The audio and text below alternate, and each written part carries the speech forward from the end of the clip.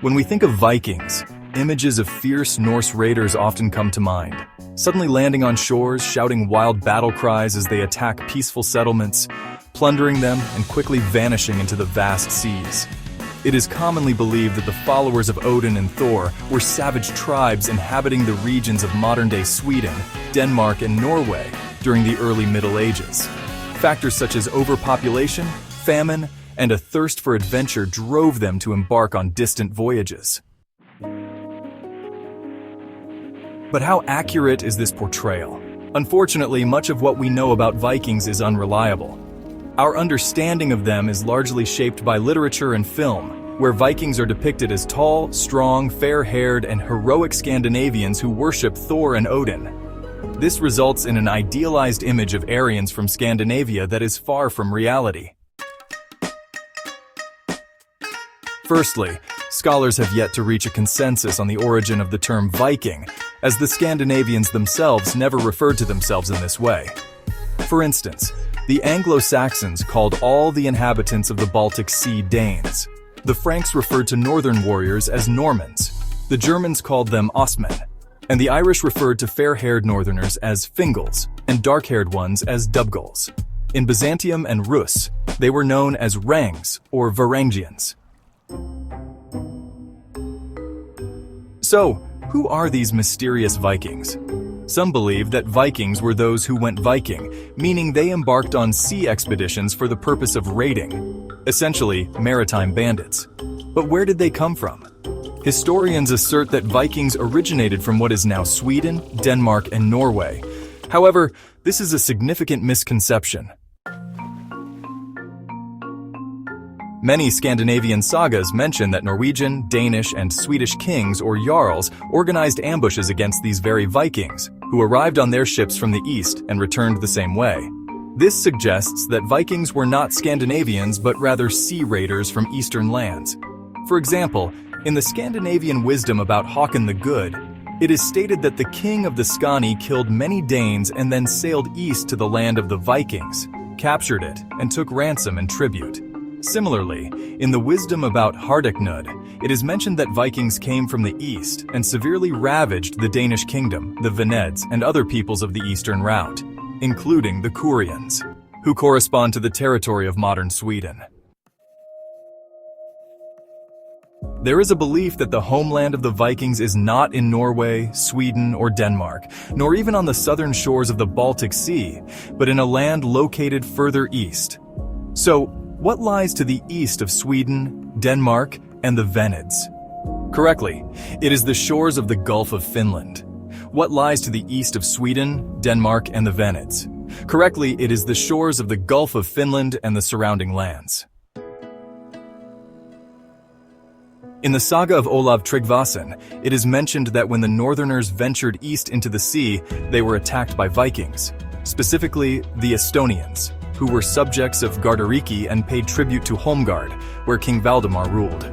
The Estonians are a Finno-Ugric people who inhabited the territories of former Ingermanland, Estonia, and the entire Leningrad region. It is important to note that until the 10th century, these lands belonged to the Novgorod Republic, and Gardariki is indeed the Novgorod Republic with its capital at Holmgard. Prince Vladimir Sviatoslavich, known as the Red Sun, is also connected to this history. Thus, it turns out that the primary homeland of the Vikings is not Scandinavia, but ancient Gardariki, or the Novgorod Republic.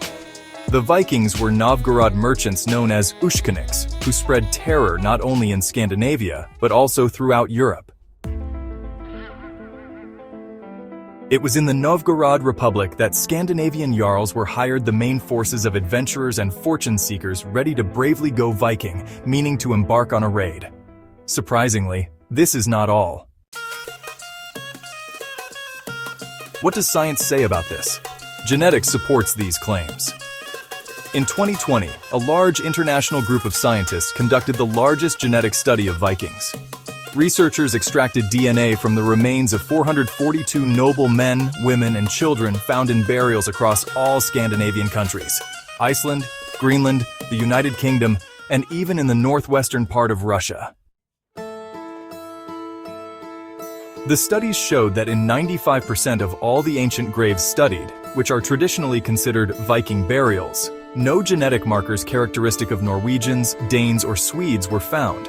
Geneticists concluded that the homeland of the Vikings was not Scandinavia, but the northern regions of Russia, from Veliki Novgorod to the shores of the White Sea. One of the leading scientists in this field, a professor at the University of Copenhagen, stated that it can now be reasonably asserted that the Vikings had Finnish origins.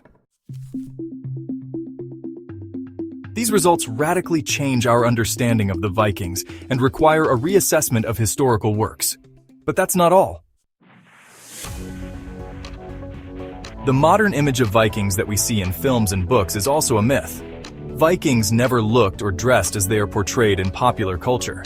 Interestingly, the myth of horned helmets was created in the 19th century and its authors are known.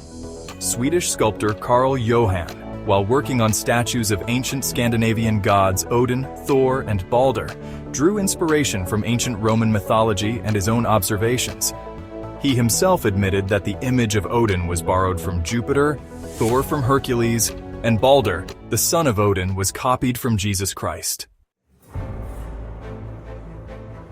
In 1876, in Bayreuth, Germany, Wagner's opera, The Ring of the Nibelung, based on German mythology and Icelandic sagas, was being prepared. To create impressive costumes, old Scandinavian clothing was rejected as insufficiently striking. The well-known theatrical artist Carl Emil Doller, having no idea what Vikings looked like, created nearly 500 costume sketches for the opera. According to him, there was nothing historically accurate in the invented images. Nevertheless, the audience was thrilled, and this image of Vikings with horned helmets became part of the collective consciousness. What do you think about this, friends? Share your thoughts in the comments, subscribe to the channel, and hit the bell to not miss new episodes.